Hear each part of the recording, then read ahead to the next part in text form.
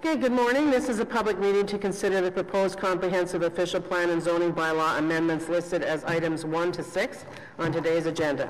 For the items just mentioned, only those who make oral submissions today or written submissions before the amendments are adopted may appeal the matter to the local planning appeal tribunal.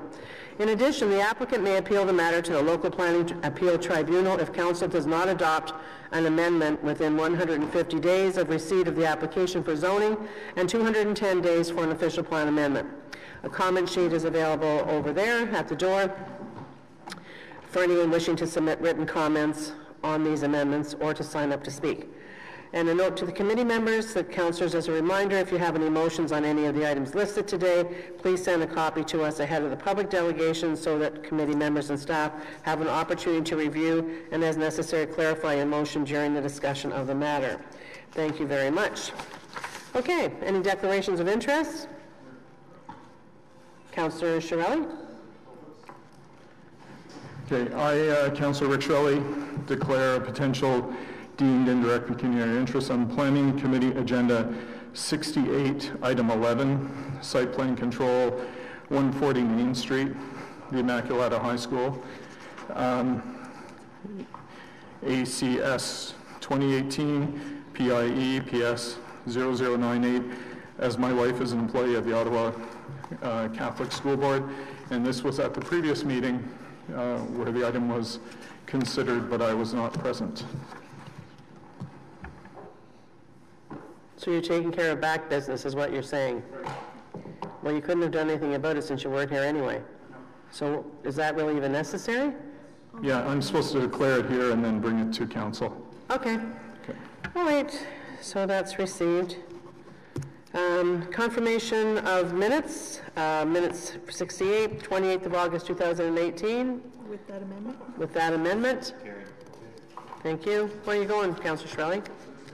Okay. Okay.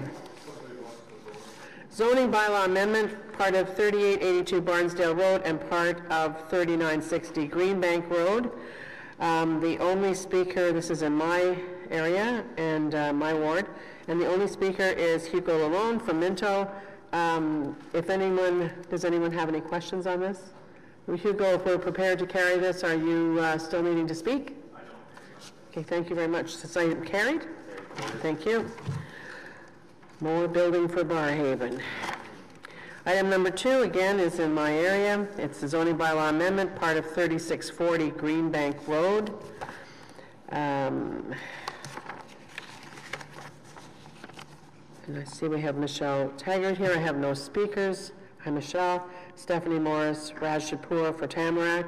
Stephanie, there you are. Does anyone have any questions on this item? It's the next stage of the beautiful Tamarack development. No? So, Stephanie, do you need to speak? No, I do not. Okay, we'll have your comments on file. Okay, so on this item, is it carried? Carried. Thank you very much. Do you have a motion? Oh, yeah, we have a motion from Councillor, Vice Chair Tierney. Great, thank you, Madam Chair. Therefore, be resolved that Planning Committee recommend Council consider their support at its meeting of the 12th of September 2018, pursuant to subsection 35.5 of the Procedural Bylaw 2016-377 to avoid further delays in this construction project. Sir, what was that? Moving it tomorrow to Council. Any reason why? Just delays that we've had to, that they've had to incur for extra information that we've asked them to bring forward. Construction season and all. So, Carrie? Carrie. Thank you. So, okay, you heard that. So, item number 3, we have a speaker, Janet Kiff Macaluso. Janet, so we're going to hold that item. It's item number 3, which is the zoning bylaw amendment, 1795 Montreal Road. So you'll be the first item after I go through the... She supports with additions. She supports. With additions. Yeah, and the additions are here. Okay, so you want, so this is, let me come back to it. Let's go through the, just hang on. We'll get back to you very quickly. Zoning bylaw amendment for 2405 and 2419 Mare Bleu Road. Anyone have any questions on this one? No? This is, and Dan Paquette is here. Dan, if we're prepared to carry this, are you willing not to speak? That's a double negative. Are you prepared not to speak? I am prepared not to speak. If we pass it on consent? All right. Thank you very much. So is the item carried? Carried. Thank you. Item number 5 is the zoning bylaw amendment, anomaly 35 Edgewater Street. It's in Canada South. And I have nobody registered to speak. Is this item carried? Carried. Thank you. Item number 6 is the Canada Highlands Urban Expansion Area Official Plan Amendment and Comprehensive Study Report. It's in both Councillor Wilkinson and Councillor El Shantiri's area. I have one speaker, Julie Carrera from Fotan. I see Kevin Yam here. Julie, does anyone have any questions on this? I did see correspondence from both Councillor El Shantiri and Councillor Wilkinson supporting this. A couple of questions. Okay, then we have to hold that item. And number 7 is Building Code Services branch staff increase. Can you hold that, please? Okay, and in information previously distributed, cash in lieu of parkland. See? Okay, so we'll go back to the beginning, and it's, Janet, this is your item that we're coming back to, which is the zoning bylaw amendment for 1795 Montreal Road. And what we're going to do is the Vice Chair Tierney is going to read an amendment as it relates to this, and then I know that it says here that you are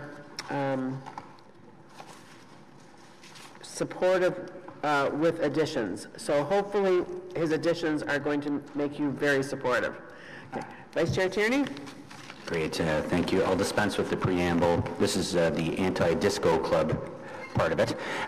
Therefore, be resolved that Planning Committee recommend Council approve document 2 details recommended zoning by amending and replacing section 2B with the following. Add column 4, the text all uses except office and warehouse, and be it further resolved that pursuant to the Planning Act subsection 3417, no further notice be given. And that, Madam Chair, I do want to thank the representative, Murray Chow, working so closely with the community. I think that was a key component to the success. At first, it appeared one thing, and by the end of it, it became harmonious. So thank you for the great work, Murray, on that, and with the Rothwell Homeowners Association. Thank you, Vice Chair Tierney. Would you like to come and speak to that, Janet, or you're content with your comments and your... All right, that's good news. And Murray, do you need to speak if we're prepared to carry the amendment? No, I don't need to speak. Thank you very much. Like that very much. Thank you. So, on the amendment? Carried. Carried. And on the item as amended? Carried. Thank you. Now we're going over to Canada Highlands Urban Expansion Area Official Plan Amendment and Comprehensive Study Report. 2 questions from Councillor Leeper. So who's coming up to speak on this? Hello? Bienvenue. Okay, Councillor Leeper, and we also have Julie Carrera from Fotan. So Julie, you might as well come up and have a seat, please. Thanks, Chair. And I won't be long, and I am prepared to support the staff recommendation. One of the important pieces, the MNR approval is tentative. What are the next steps to getting a finalized approval? What are they going to have to demonstrate, and then what kind of paper gets produced?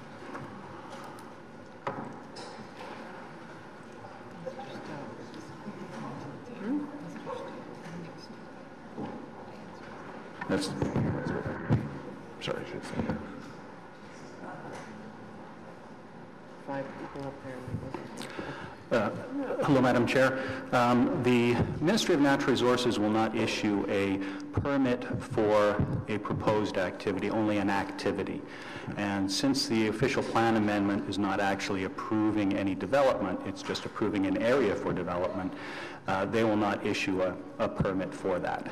So the most they will do is say, there's a reasonable expectation that the proponent can get a permit based upon their concept plan.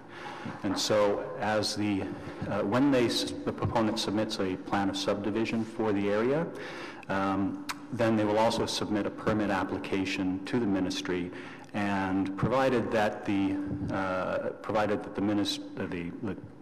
of subdivision and the permit to the ministry are consistent with each other, then we would move it, all else being equal, we would move ahead with approval of the subdivision conditional upon subsequent receipt of a permit. Okay, and the most recent plans that M&R looked at were October 2017.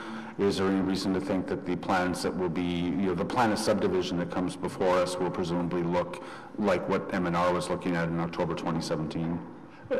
There have been no changes since the M&R reviewed the concept plan, and no reason to expect that there would be a difference. Okay, and thank you for that. It's an interesting process.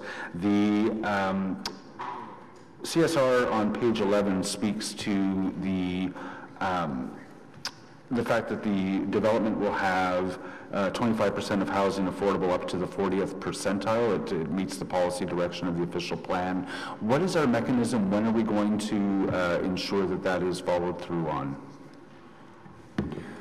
Madam Chair, that is a standard sentence that we have that reflects official plan policy, and until further notice with respect to any legislative tools that the city may have at its disposal, it remains a policy direction, but it doesn't have the enforceability of a zoning bylaw.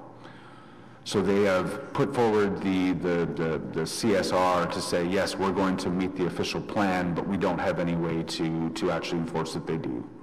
Enforce we don't, but we obviously have data to know what the levels are in terms of price for the regional market area as defined by the provincial policy statement, and there can be a comparison of how many units will be made available within that price range, but enforceability is not available at this time. Okay, and when will we see their plans for how much of this will be affordable housing?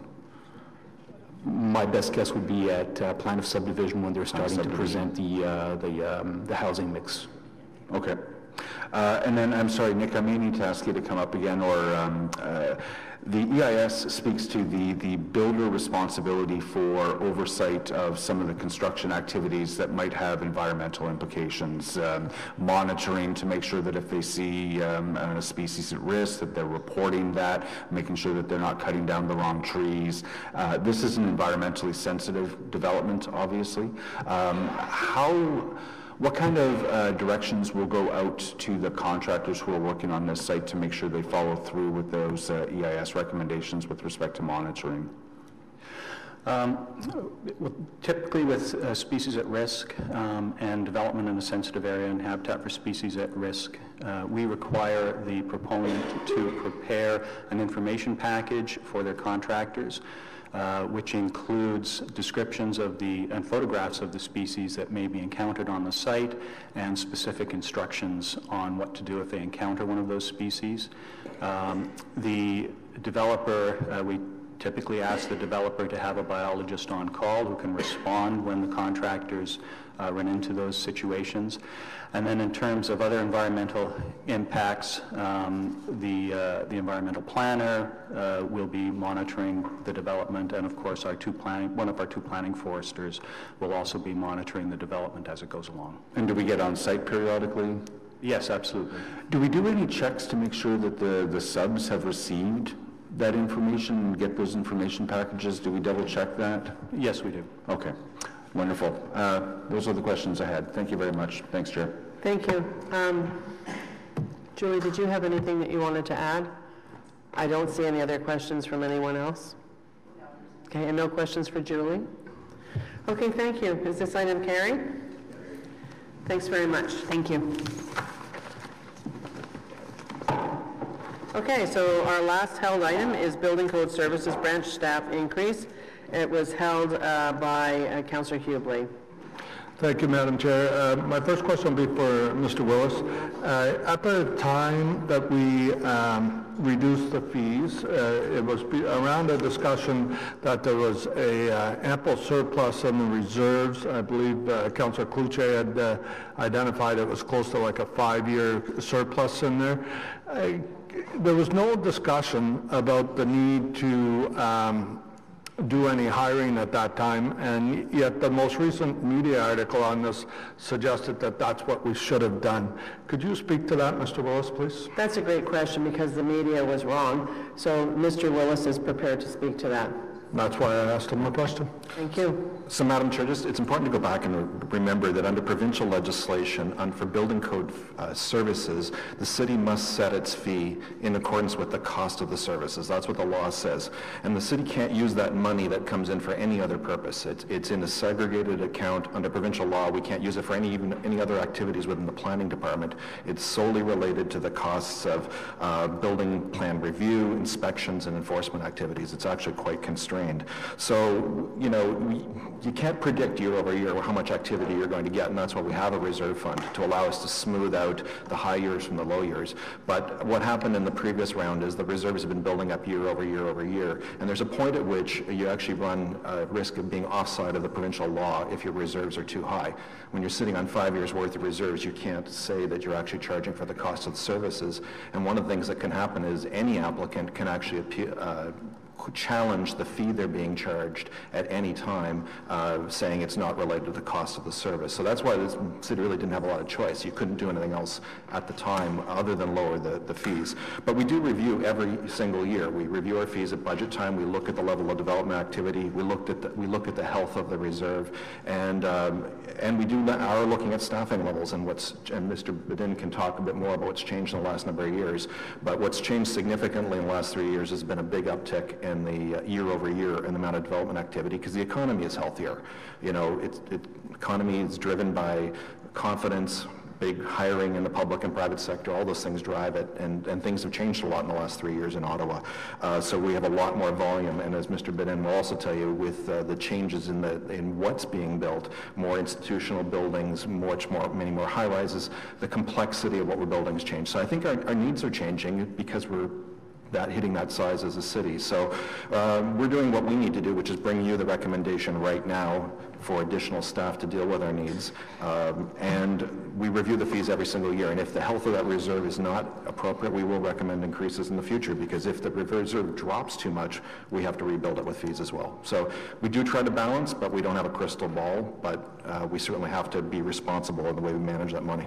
Okay, thank you, Mr. Wilson. My next question will be for Mr. Bedin. The report talks about the need to hire, I believe, 12 people, but it also says there's 8 vacancies, which is contributing to your challenges right now.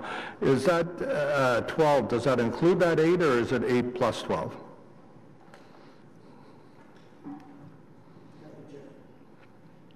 Just hit the button. It's got to be red, Frank. The 12 are in addition. It's in addition to the complement itself. The 8 vacancies that we currently have right now, we're currently working on filling those vacancies right now. We have a number of couple of competitions currently underway, and we hope that by the end of this year that those will be filled. It's a bit of a constant battle, but we're continuing with that. The 12 are in addition to the overall complement to the branch. And they're in areas to deal with activity, just overall activity with respect to the branch, in terms of the support that we need in undertaking our legislative requirements, and also a number of positions to deal with inspections and to try to meet those demands. Areas also to help with a new program that deals with backflow prevention. We'll see some activity as a result over the next 10 years. We need to put some resources back into that as well. Additional resources also in the areas of inquiries and pre-consultation. That's an area that we're finding is obviously an emerging trend within our business right now, with more complicated building codes, regulations, and zoning bylaws and the like. I'll just correct one thing. You said the backflow valve program, I thought you just said it was a new program? It's not a new program. Oh, and I'm Yeah, happy it's not a new program, but what we're seeing is the effects of that program now. Okay, that program's been around for a while, more than 10 years, and I can tell you that I had a lot of experience with it in the West End, and we saw a fair bit of abuse or attempt to abuse that program, so I think it's a good idea that you do have extra inspectors on that program, so I support your proposal to hire for that. One question on these inspectors, does this include inspecting the work that utilities are doing in our areas, or is that a separate inspection function? Because we're way behind and that's getting very messy. So, Madam Chair, if I may take that question, Mr. Badin's team do not inspect utilities. That they're, just think of the foundation and everything up from that point is in their realm covered by the Building Code Act. So their responsibility is inspecting as it relates to the Building Code Act. We have a separate development inspections group. We also have separate pavement inspections groups and transportation. And we're actually in the process of doing a business consolidation where we have one inspector do all of those inspections. Right now there are two, and it's a bit erratic, so we're trying to improve our entire process by having one do it, and we're hoping by the end of 2019 all of those inspections will be consolidated under planning, infrastructure, and economic development, but we're working closely with transportation right now to bring that forward. We acknowledge the issue and we want to improve the inspection process, and that's why we're trying to get one inspector to do all of those outside of the wall of the house inspections. That would be fantastic. Okay, thank you both. Thank you, Madam Chair. Thank you. I just wanted to say it, and I've had conversation with Ms. Nedden and also with Cheryl Jensen on a number of opportunities in the last couple of weeks, and I know that Frank has been working with her too. It's not that easy just to get somebody and just have people apply. They have to be extremely qualified for these jobs. Of course, they would need to be, and there's not a large pool, but she does have a program for building inspectors, but what she now is looking at, further to our conversations, and I know Frank's as well, is having a master technician program, kaboom, that the people graduate will get an extra level. So, you know, part of the problem over the years, and for those of us been around for a while, we know that there's not this ready pool, but Algonquin is a leader in Canada in providing programs that equal jobs and skilled jobs the moment someone graduates, like the program we have there with Hydro Ottawa. It is an award winner. And so we have linesmen fully trained, ready to hit the streets the day and have a job the day that they graduate. So I think there's absolutely the will of Algonquin to continue to work with us and to address the new needs that we have. Correct, Frank? I don't know, can we stop turning off Frank's mic, please? And That is correct. Thank you, Chair. Thank you. Who besides Councillor Brockington? Anybody? Councillor Brockington and Councillor Leeper. Madam Chair, you just very well covered off my first question, which was going to be if there was a challenge both retaining and attracting qualified talent. And my fear would be as good as Ottawa is doing working with our colleges, my fear would be, you know, we're sort of the industry leader working with post-secondary institution. We're attracting and educating, helping to educate new talent, but other municipalities at some point poach our own talent. So is there, in addition to what's happening in Ottawa, a provincial initiative that recognizes that this industry has scarcity in the marketplace for this talent, and that we are protecting ourselves not just today, but if we can foresee that there's going to be a shortage of qualified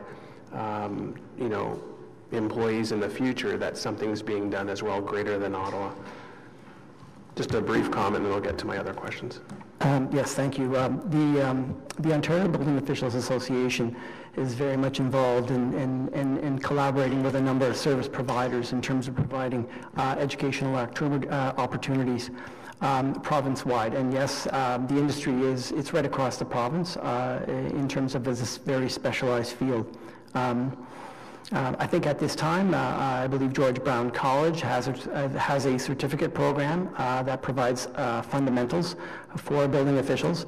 But in addition to that, the City of Ottawa has a very successful building official interns program, to which we bring in candidates who have a good basic fundamentals of technology and construction and some building code experience as well, and we'll provide them with all of the necessary training and experience so that they can vie for permanent positions within the branch, and it's been running since about 2009. Good, thank you for that. How long will it take you to assess whether the 12 added FTE is the equilibrium that you need in the department? How long will it take for you to make that assessment? I think it's very, very difficult to predict. Right now, what we're looking for is simply the addition to the complement so we can start working on it. There may be additional trends and changes within the construction landscape that require us, regulatory landscape to require us to change a little bit, but I think that it'll be a fairly immediate impact in terms of our ability to be able to meet legislative timelines. And I think we'll have a better understanding of the way forward in terms of the future.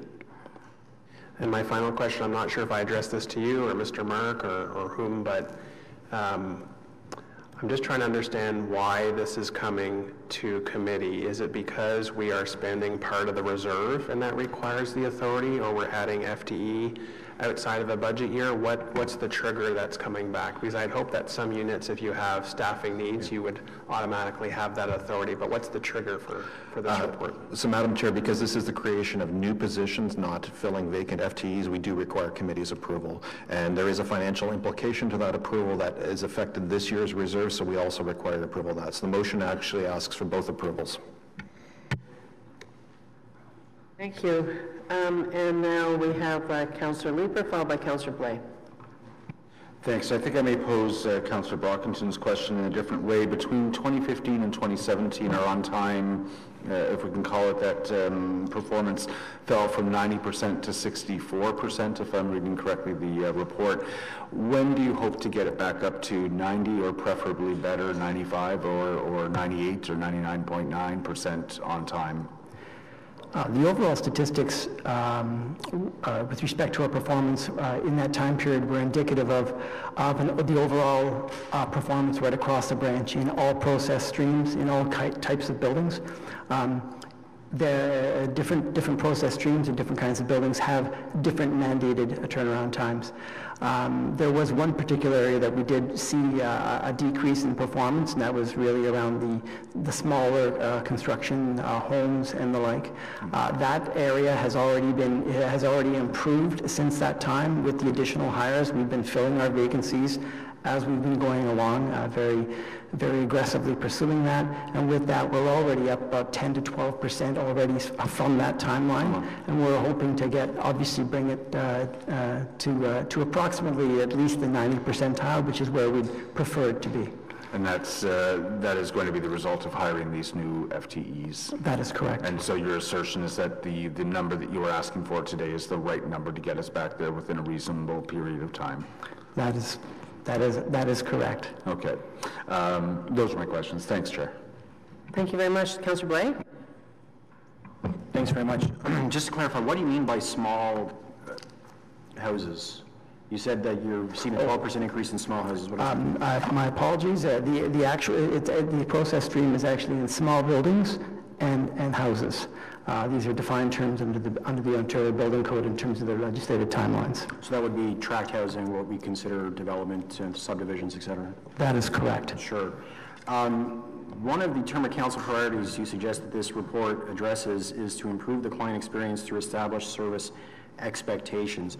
What are the established service expectations for your department?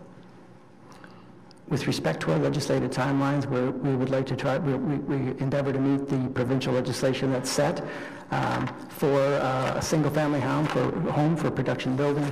As an example, that would be a 10-day business day turnaround time from the date of application to the first complete review and identify either a issuance of a building permit or the identification of deficiencies. Sure. And so if a resident calls and suggests that their neighbor is doing something that's in violation of the building code, what would be the expected turnaround time for them to hear back from your department? There is no provincial legislation on that, but internally we try to get back to our clients within 24 to 48 hours. So 6 weeks and not hearing anything would be bad. Absolutely. And then denying that the call had come in the first place would also be bad. That is correct. Okay. Thanks, Madam Chair. I appreciate that. Thank you very much. Okay, we do have to stay there, Frank, because if you could, yeah, because we have two speakers, Ted Phillips, come forward, and then Jason. Are you coming together? Okay, so maybe you can scoot over one, Frank, please? Absolutely. Jason Berggraf is the new executive, are you executive director? Is that your role at GOBA, Greater Ottawa Home Builders? And Ted Phillips, everybody knows Ted. Thank you, Madam Chair. I was going to introduce Jason. He's the new guy on the block, so I know he's gotten around to meet many of you. I thought I'd like to give a little bit of history for this, for what it's worth. About 15 years ago, maybe, Brian Coburn, who was the then Minister of Municipal Affairs and Housing, had received numerous complaints from builders across the province about not only the cost of building permits, but the time that we took to get them. Some municipalities held them for months and months and months, didn't review them. They basically used the issuance of a building permit to blackmail developers into doing things that they wanted them to do. And as a result of a committee called BRAG that was set up, the government of the day legislated that permits be issued within a certain time frame, and they also legislated that the reserves and the cost to pay for those would be something that the industry could challenge on an annual basis. And we have worked with Mr. Vidden since amalgamation to keep track of those costs, keep track of the times. He sits on a committee with Leanne and members of the industry, and we talk very regularly about the process, the timing of permits and so on, and he's kind enough to keep us updated with where things are at. The door is always open when we need to have a discussion about hiring staff or whatever. The industry has historically been always very supportive because now, as a result of legislation, we know exactly where the money sits, and the communication lines are open. So I just want to thank Mr. Bidden for the report. The industry does support it. Jason was at Builder Developer Council last week, and maybe he can speak to that. We just had a fulsome discussion. The majority of our builder members were there. To a company, they supported getting the additional staff on board, and we're just fully supportive. Yeah. And I don't know whether this came up or not, but and then likely the public doesn't know, but at no time is the public ever at risk of paying for our building inspectors. I think it's where you say they pay for their houses, but I'm talking about the general taxpayer that may think that this is a further burden or a tax grab in any way. It absolutely is not. So just to clarify that. That is correct. Under provincial legislation, it is not a tax-supported program. It's fully supported by the revenue through building permit fees. So Councillor Shirelli will remember back in our Nepean days when we used to call it the slush fund. And in fact, we used to call it Jack's slush fund. Which used to anger him a great deal. But the fact was that ebb and flow with development, sometimes money comes in and sometimes money isn't going to be spent until probably, well, it was a lot faster. Sorry to say, all the people in the building here and the PM used to build a lot faster. But the process was faster. It just was. Right? Anyway, my point is that even back then, it's easy for people to have a look at this and think that there's something, a failure of some kind or an extra burden to the taxpayer, and I just thought it was an opportunity just to say it absolutely is not. Ted? If I could, in closing, Madam Chair, just one comment. I know Councillor Hubley was a little caught off by some comments that had been made a few years ago with respect to the permit issuance. A previous executive director that we had didn't do as good a job as I know Jason is fully capable of doing and will be doing to make sure that councillors are aware, because I know every penny counts to him and he wants to make sure that money is wisely spent. So we do too, and that's certainly a common goal, so I appreciate his concern with this. Good. Oh, yes, sorry. Did I forget to ask you? No, you're I just okay. put it back. Go ahead. Thanks. And just really quickly, I mean, we carry a reserve that is now just slightly under 1 full year's of operating budget, I believe. Is that the right amount? You're comfortable with that level? Would you prefer to see it higher or lower? Yeah, I believe across the industry, we're looking at about the operating, about 100% of our operating, and that would be an actual maximum number. So a little bit less, I don't have any concern. Really, it's about making sure that we don't run into a position where we cannot continue to enforce the Building Code Act without revenues. But from the industry perspective, that roughly 1 year cost is a prudent reserve. Again, when I sat on that committee, the Bragg Committee, there was a long discussion about the amount of the reserves, and the intention was that if there was a recession of a year or two, a department wouldn't have to be completely gutted. So it's not the intent that Mr. Biden's department would be completely wiped out and it would only carry one given year. We might have a 1, 2, 3 year recession, and the point was that he would have money to continue to pay the staff that he's trained to be able to continue to work during that time frame. So I would say yes, as a whole, the industry is very supportive of the numbers that are established by the legislation and within the time frames and the numbers Mr. Biden has. Yeah, you want to retain capacity for when the building, when development starts building back up again. Yeah, so in a downturn, a prolonged downturn, our reserve would allow us to operate for several years without needing to drastically increase building permit fees, for example. You still have fees coming in, right? Yeah. Even if they're... You'll never have a 0 year, obviously. No, that's great. Thanks, Chair. And I remember the last time or the time before that we discussed this, and many people were shocked by the amount of building permit fees there are. They're not high vis-a-vis the other fees that you do pay.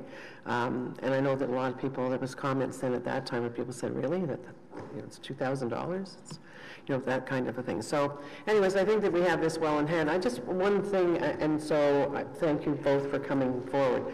Mr. Willis, one thing that I'm finding and I'm hearing here, and certainly with the work that we're doing on AVIN and precision agriculture, et cetera, all the basically the Internet of Things, all the new things that are going to be changing the way that we do business. I think that we're going to see more situations where we have people that are missing parts of training. And I'm wondering whether you have that discussion at the senior management table.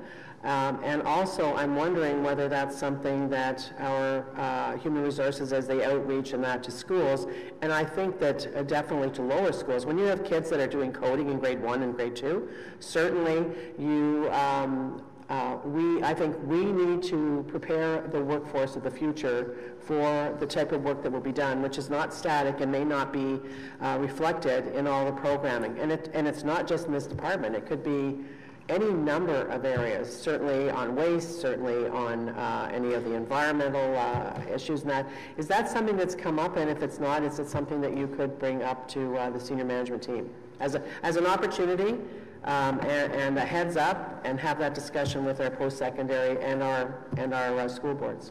So, Chair, certainly in the senior management team, we are discussing talent shortages and difficulties in certain areas. It absolutely is an issue, and Ms. Gray can give more information on that at the first opportunity. But working closely with the post-secondary institutions is the answer. And on this particular issue, Mr. Bidin's been very, very proactive on that. He's actually part of an advisory committee for Algonquin on their programs on building trades. And I think that gives us an access to a pipeline of good candidates to come in, and as his association is working province-wide on this issue. I think this is where we're working closely with the educational institutions. But if I put the economic development hat on for a second that I wear, if you talk to the National Capital Heavy Construction Association, they'll tell you their entire industry is having a challenge with finding talented workers, and even the technology of construction is going to change dramatically in the next decade. So there has to be a concerted effort province-wide in how we train people for building trades and building inspections in parallel. So it's very much in flux right now, but I think we're doing everything we can do, and I think the good partnership Mr. Bidin has with Algonquin is probably our best opportunity. Yeah, so, and that takes care of Mr. Bidin's part of it. But as I said, you know, across our workforce, which is a large workforce in Ottawa, and I know for a fact that we're not having those conversations with the school boards, and that's where we need to. The kids, let's face it, kids are not going to grade 13. They haven't been for a while. I know it's rare that I talk to a friend of one of my grandchildren that's in high school or whatever, that they actually clearly know where they want to go. I think that as a municipality, it's really important for us to make sure that they're aware of the changes that are coming, of the opportunities ahead of them, and I think that we should be doing that at the elementary level, you know, with the school boards, and certainly by the time they get in and know that a place like Algonquin, for example, is going to give you that technical expertise. Something else that's come up is the fact that with all of the new Canadians or new wannabe Canadians or new immigrants that are coming here, you know, we don't, nor should we get to say, you should all be, you know, we only want people who have this kind of background or that kind of background. Many people coming here are farmers, okay? And so we know that farming is changing dramatically. And certainly we are leaders in North America in what we're doing. So I just think that we have a major role to play with the future of our residents and certainly our city. Councillor Blake? Sorry, I just wanted to clarify, is your outreach including La Cité Collégiale? Because we have, or the Cité has a trades facility basically in Orleans, just down the street from one of the neighborhoods where we're having some challenges, and I'm wondering, you know, if we're reaching out to them as well. I haven't directly dealt with the La Cité. I know that a number of my staff have a direct relationship there, and they've been promoting the field of building officials and building inspection with La Cité, but definitely further work is required in that area. Okay, because I find with the four post-secondaries and the four school boards, they collaborate at their highest level, the Jennifer Adams and the Edith Dumont and et cetera, and I know that they meet monthly. And so they are cautious in not duplicating and looking for opportunities. It's, I think that's good. I just think we have a bigger role to play. Okay, anybody else have anything else on that? So that item is carried. All right, is it carried? Okay. Any notices of motion? Madam Chair, will that go up to council tomorrow so that he can get the hiring done? Does it have to go through council so that staff can do the hiring process? Yeah. So will it rise tomorrow? Do we need a motion to make that rise? Do you want it to rise tomorrow? I think so. They've built a good case as why they need to do this right away, so let's do it. Can you write it out, please? Okay. From Councilor Hubley. Yes? Sorry. May I suggest there is no urgency for it to rise tomorrow, in that we have the confidence to start the processing, but we have a lot of behind-the-scenes HR work that have to be done knowing that these positions are coming. I appreciate the generosity of the offer, but with council's agenda, I think we could wait normal process on this. And it would not hold us up on our efforts of getting ready to recruit. Okay. Okay. Bigger fish to fry. So, any notice of motions? How about inquiries? Any other business? Well, guess what, folks? We get to come back here. I think we're the only committee meeting on Tuesday, September the 25th, and then we'll have another one in October. And well, I mean, you could control that with not making quorum, I suppose, but we'd be in trouble. Are there two in October? Or just one in October. What date? And it's before, around Thanksgiving, the 10th? Yeah. Yes. I think it's about the 10th, isn't it? Yeah. Okay. Anyways, we have one, and then we have one in November. 2 in November. We have 2 in November. Okay. All right. More fun. Okay. Thanks, everybody. We're adjourned.